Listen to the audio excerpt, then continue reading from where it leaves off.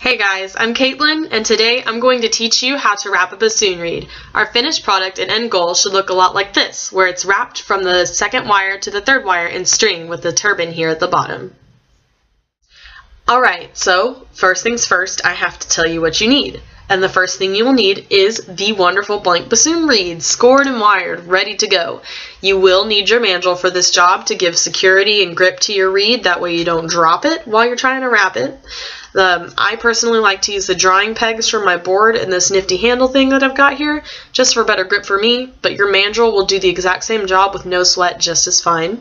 The next thing I like to use are pliers. We'll use the pliers to tie the string on, keep it nice and tight, and also to cut the string off when we're done. The third thing you'll need is the string itself. Just for this video, I'm going to be wrapping the reed with 2 colors of string, but I highly recommend that if you're in the beginning stages of wrapping your reed, between that first and 10th time, not quite solid yet, that you still stick to using 1 color. Your learning process will be much easier with way less struggle. And the final thing you will need is Duco cement. However, I highly recommend that you have more than me because I'm beginning to run out. Okay, so the first thing we're going to do is we're going to tie our string onto the reed. What we're going to do is we're going to make like that shoelace knot, where you make the loop and you tie this under here. You're not going to pull it closed yet though, because that'll create a knot and we don't want the knot yet. So here we go, you got your nice loop going on here. You're going to take your reed, this bottom wire here, you're going to slip through this loop and you are going to pull your loop closed nice and tight. Alright, and you don't want this excess string here. This is when I would normally use my pliers to cut this excess string off, but my pliers are kind of dull right now, so I'm going to use scissors. Cheat a little bit here. I'm not going to cut all of the string off because I still want just a little bit so I can tighten the knot even more with my pliers. Alright, so I leave about this much left here. Take my pliers, pull it even tighter. I do not want this string to fall off. Now it's nice and tight, so this is the process. So we're going to start going over and under, just over and over again. We're going to do this like infinity kind of pattern here. You're going to hold the knot with your finger and you're just going to go under, take your thumb, hold it in place, and over. You're just going to go under and over, and you're going to find yourself crisscrossing over the places that you've done, creating that infinity look, and you're just going to keep doing that over and over and over again. Now, the size of the turbin is completely up to you. I like the size of my turbin to be just a little bit on the bigger side, because it's easier for me to place the reed and make it secure onto my bocal when the turbin's bigger like that. Plus, it's more aesthetically appealing. Alright, so we've reached the point where we have our nice pretty turbin. We've got the even spacing with the infinity going over and under just the whole time, and it just gets bigger and bigger as the turbin gets bigger. Once the turbin is the size you want it to be, and you're going to take, you're going over under. When you're going back over, instead of going under, you're going to come across and you're going to rest it here, and you're just going to start twirling the reed, okay? And the goal is to get it to wind up all the way up to the second wire here. Now, this process is the part where you want it to be extremely tight.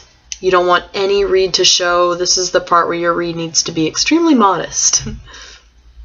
Alright, now, when you reach the top of up to the second wire here like I have, you're going to take your string and you're going to cut to where you have some slack sitting here. See, you've got plenty of room to mess around with it and tie it off. What you're going to do, what I like to do is I like to take my pliers and I'll rest them here. There we go. Take my string, wrap around the pliers and under this second wire here. And then I'm going to slip, after I've gone around once, slip it through the pliers, grab onto that string that I just put in its way, and pull under. This is going to tie it off. There we go. And then you're going to take that, you're going to pull it real tight, super tight, as tight as you can get it. So yeah, that's about as tight as it's going to get. Take my scissors, cut all this off. Not all of it, but See, I've still got a little bit sticking out here, and some of the excess string from earlier, I probably could have cut off a little bit more, but that's okay. It's not going to affect the performance of the reed at all. Now it's nice and pretty, and we're going to do the final step where we take our Duco cement and we coat it. I like to start where I have the string here where I just tied it off so it doesn't get loose. You can be moderately liberal with this stuff. I mean, you want as much as it'll take to kind of cover the whole reed, but you don't want to do too much because then it'll leave this glazy white overlay instead of your normal clear like Duco look. Okay, so I've finished putting Duco on the reed. It looks a little rough, but that's okay. The Duco's still on it. It's not quite dry yet. Now when the reed is finished drying, which it won't take very long, it may take 20 minutes just max for it to be completely dry and everything. Once it's dry, your reed will look like this. The Duco will have dried completely.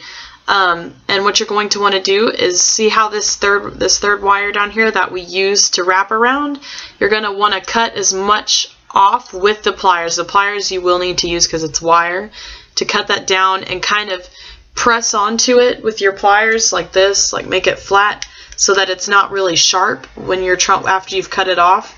And then you're going to take your wires that have been poking out like this. You're going to flatten the top one down under, and then you're going to take this other one and you're going to flatten it over the string here. Yeah, so this is your final product. I just want to wish you good luck during your reed making process, and thank you for watching the video.